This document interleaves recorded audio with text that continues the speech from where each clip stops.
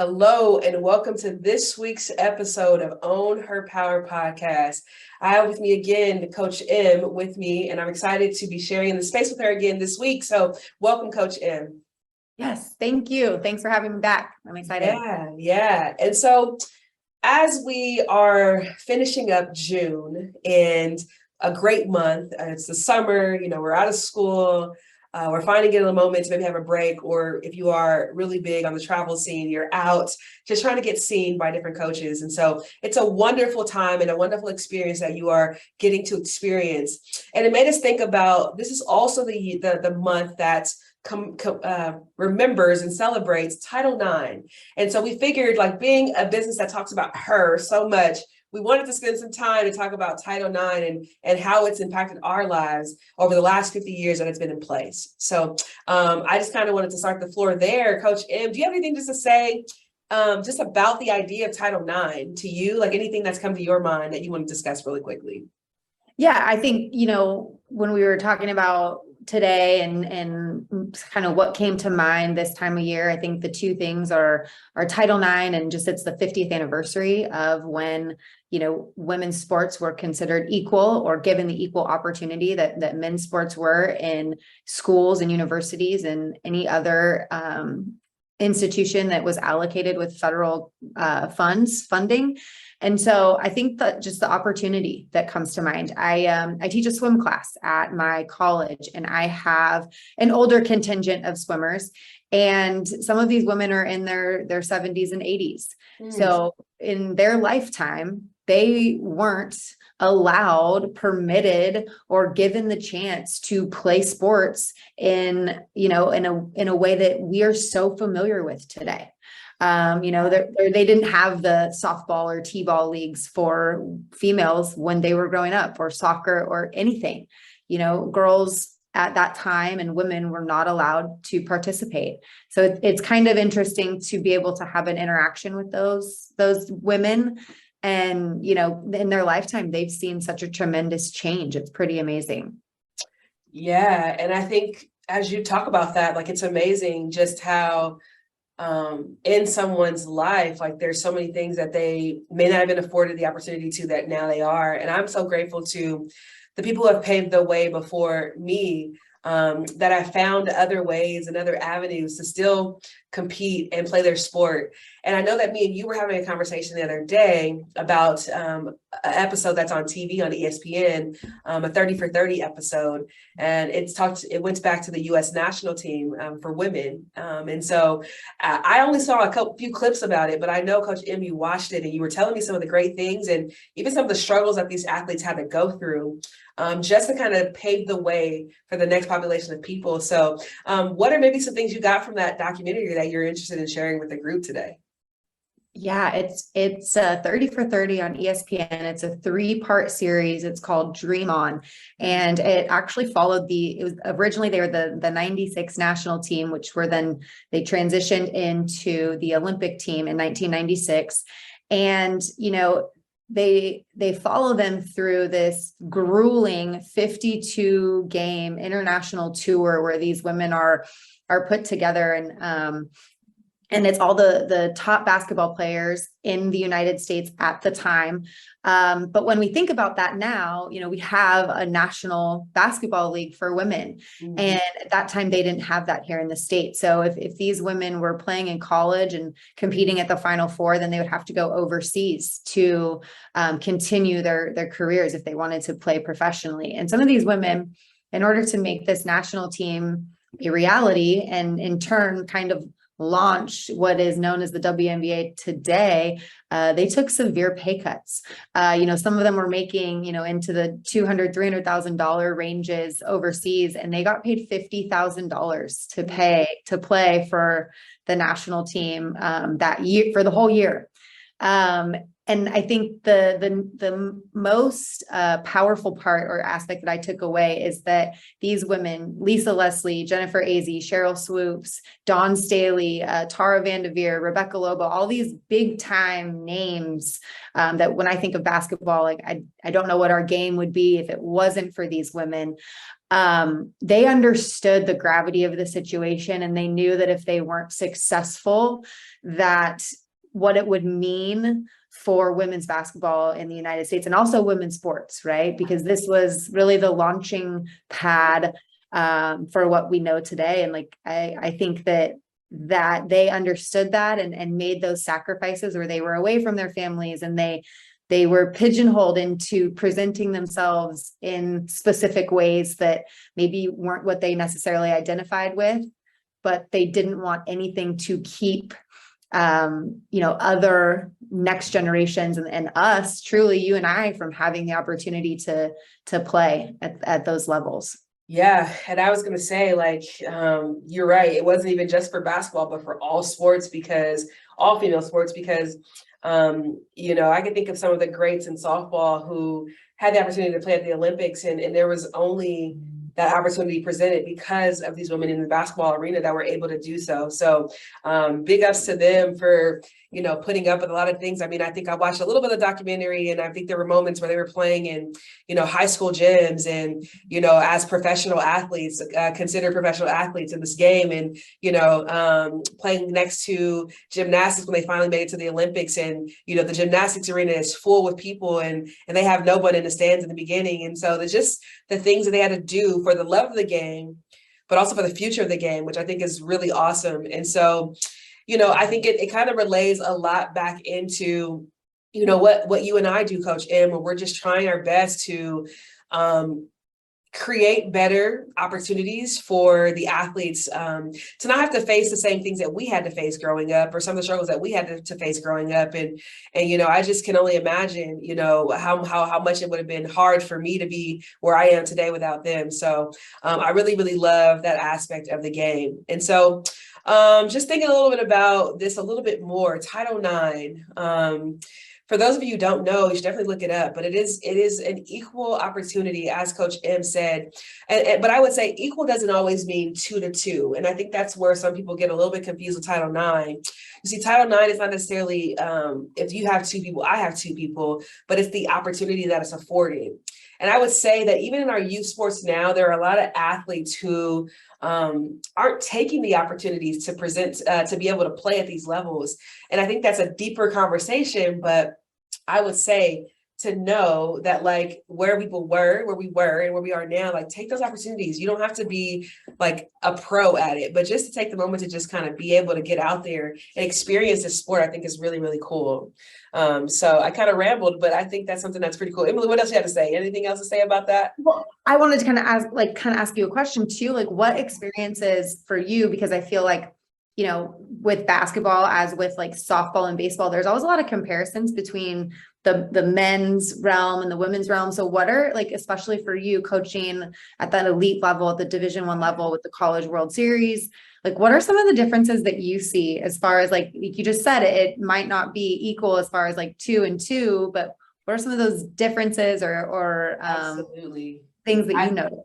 I think that's a great question. There's a couple of things that come to mind, particularly at the Division I level. What I've noticed is when it comes to the amount of roster spots per team. So with baseball, yes, there's some rules around their pitching and how often, like, they have some limitations to innings for pitchers. But I would say that one of the biggest things is that I think our roster at UW was close to like 48 to 50 people on the baseball side. On the softball side, we had about 18. Now, usually we'll have around 22, but we've never had enough funding, space, uniforms, any of those things to afford ourselves to even consider having that many amount of people on one team. It could be a blessing, could be a curse, but it's one of the things that I think Title IX has allowed us to have a number, but not necessarily the same amounts, right? I would say another thing would be our World Series format that actually just kind of was revamped this year. So prior to this year, we were playing our World Series in, I think, a total of 6 days, where the boys baseball team, I think they have like 2 weeks. And so they've recently been able to adjust it a little bit, where we give the winners like an off day in between games, in between days that they win. this format. And so we went a little bit longer. So I think it expanded now to 11 days. So it went from 6 to 11, which is like, that's crazy. But it only happened because we were fighting the fact that like these men players were having so much time in between each game, and the World Series for them would last so long. So we got that approved. I think another thing that's been really cool and awesome to be a part of and see is the increase in viewers, but also the opportunity in spaces on ESPN. I think being a part of that network has been a really cool thing, but then the viewership that came along with that has really exposed the sport of softball specifically, so much so that they've created a pro league, or they're trying to grow this pro league into something bigger than it has been in the past. But it's cool. It's because of that viewership that they've seen that. So now Athletes Unlimited is an opportunity. It's an organization that is now also playing on ESPN, usually during the weekends in the summer. So that's been pretty cool to see. And I think the biggest thing that has come in the last 2 years is that there's been some softball on ABC, which is a national news or national channel that usually like the NFL plays on, or the NBA plays on. They have the NBA finals during that same time where they have the College World Series. Yeah, absolutely. Yeah. So I would say that's also something that's been really, really cool to be a part of and see that. My lifetime when I played, we had no opportunity to experience that. So what about you? Right. Well, I think the exposure is the biggest part, right? I think, again, baseball and softball, very similar. Men's and women's basketball, it's the same. It's really essentially they're the same games. And so I think the more exposure that the women's games are provided, the more, viewership and support that we're going to gain. I think, while obviously it's different, it's still the same game, and it's still just as good. And, before, I think the argument for, with basketball is, well, the women aren't athletic. It's, it's not as exciting. And well, no, it's just not, it's different, it's just different. It's the same game. We're still running the same plays. It's all the same. There's only so many plays you can run in basketball, but, the one thing that I think, that has also sort of put, the equality of it, or the equity of everything, into the limelight is social media. And what comes to mind is with the NCAA tournament in 2021, when the women's players, they were given the same, opportunity to play, but then once they got there, the food or the weight room and just, all of the like the gear and stuff that they were given was night and day compared to what the men's, were awarded.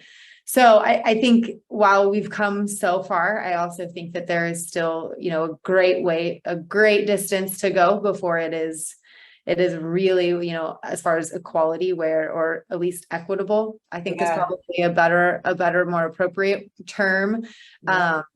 Because I think for a long time, and even going back to that 96 Olympic team, they knew that wasn't the treatment that the 92 Dream Team received. Like the women in 96, they flew coach everywhere. And we're talking international travel and Russia and in Ukraine in like January or February, or like, who's putting this schedule together? So I think, it's always, as women, I think we notice the different types of treatment or the slights a little bit more than maybe our counterparts do, but also like we don't know any different most of the time because we've never gotten any of it. But now I think with having that social media component, and it's sort of a great equalizer, so it's able to be exposed and brought to the attention of everyone, which is nice. 100% for sure. So I think the biggest thing that to know here in this conversation today is like I watched a virtual presentation of a women's coaches conference called We Coach a couple years ago. And they started this hashtag, See Her, Be Her. And it's always been something that like I've always like every now and again have said or mentioned or said, like people ask me like, oh, do you want to be a mentor, or how do you think you can best help the next generation? And I think for me, it's living in my truth, knowing that I deserve certain situations to be better than they've been, to speak up for myself. And I have this term, owning your power. Of course, our whole podcast is called that.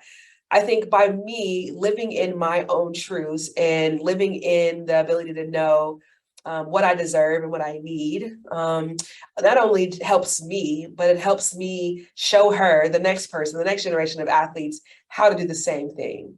And so I think it's really cool to kind of keep that kind of close to my chest when I always like see her, be her. So when I step out, I'm going to be the one that they see, just like I was the person that I saw in them when they were doing the same thing. So I think that's kind of a way that I would like to wrap it up. Do you have any final words, Coach M, before we move forward? Yeah, and I love that, Coach. I think that what you said is really powerful. Like, see her, be her. We want to make sure that we continue to show these younger people, these young athletes, that like there are opportunities for you. You have so many opportunities to be great and to let your outstanding characteristics really shine through, whether that's through sport or wherever your path takes you. But I think too, it's educating them and continuing to have this conversation, not just on the 50th anniversary of Title IX, but continuing to like recognize like it's come a long way, and being grateful, honoring those who really paved the way for us and continue to do the work to make sure that, for, our nieces and everyone, like our nieces and future daughters and everyone, like they have even more than the group right now. Right. So we got to continue to kind of pass the torch. I think that's really, really important. I love it. I love it. All right. So that was the end of today's episode. I hope that you all enjoyed it. As always, we always want you to be able to not only listen, but share with other people. The way that this podcast grows is by you liking and commenting on the podcast itself, giving us a 5-star rating, and just, anytime that you have an opportunity to give us some feedback, either on social media or via email, we would greatly appreciate it. Remember that you can find us at Leadership Athletics on Instagram and on Twitter. You can also find us on our website at www.leadershipathletics.com. So until next time, we will see you later. Bye.